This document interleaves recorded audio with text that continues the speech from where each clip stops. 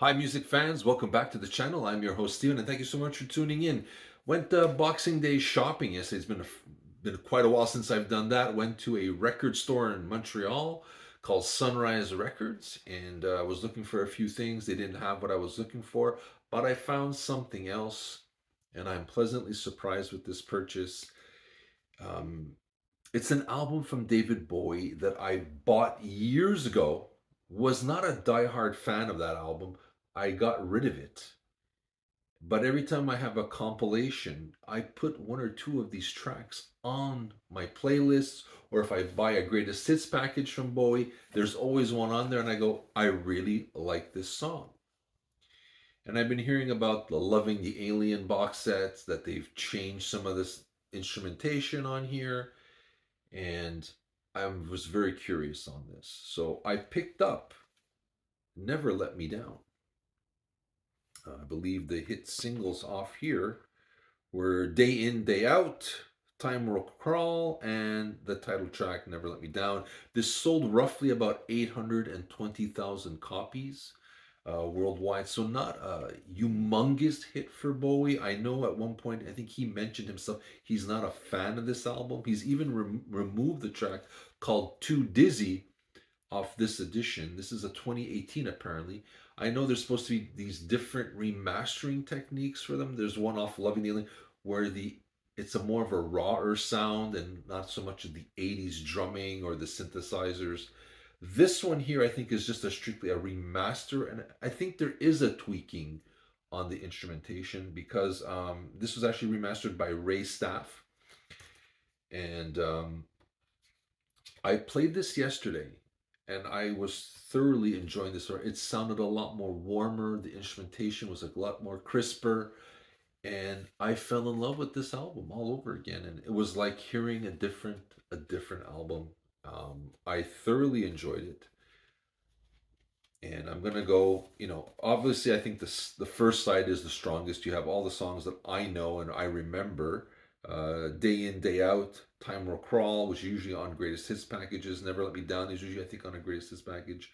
I like Beat of Your Drum, excuse me. On the second side, for some reason, I know this song is not really liked, but Shining Star, Making My Love, has that funky, playful side that I don't hear Bowie do too often. And I was dancing in the house while in it, and I thought that was really fun to do. Well, I didn't realize I was going to do it until I heard the song, and I was making my love. I was singing along with it. But it's this edition. It's a cardboard edition. It looks a little different than what I remember having. I had a jewel case, I remember. And this sounds a little warmer. I know, from what I'm reading, this was strictly remastered. But I think they have dabbled in the instrumentation. It doesn't sound as 80s to me as the original one I had in 87. So if you are a Bowie fan and kind of threw this album or kind of pretended it didn't happen like a lot of people have, if you can find this one, the 2018, or if you bought the box set, I think this is worth rediscovering. There's some really great tracks on here. Like I said, Day In, Day Out, Time Will Crawl, Never Let Me Down. I think the album closer is Bang Bang, if I remember correctly. Bang Bang is a decent. It's not a.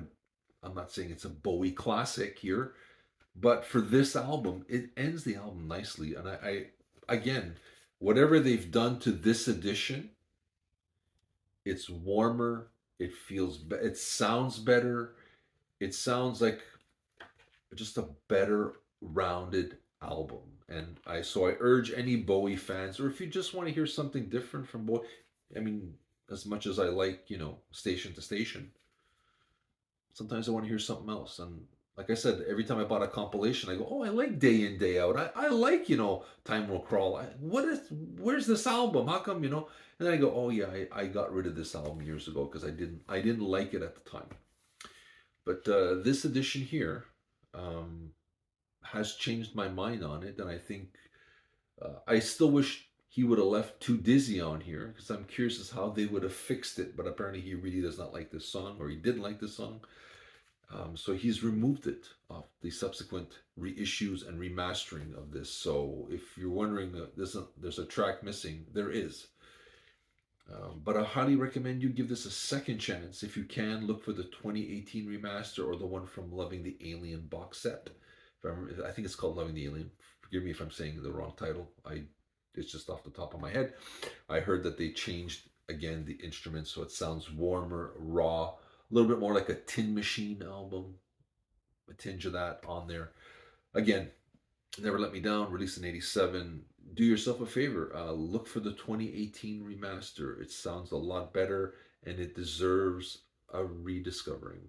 And this is me, Stephen from the Roundtable, wishing everybody happy holidays and a happy new year. And be seeing you soon. And take care, guys.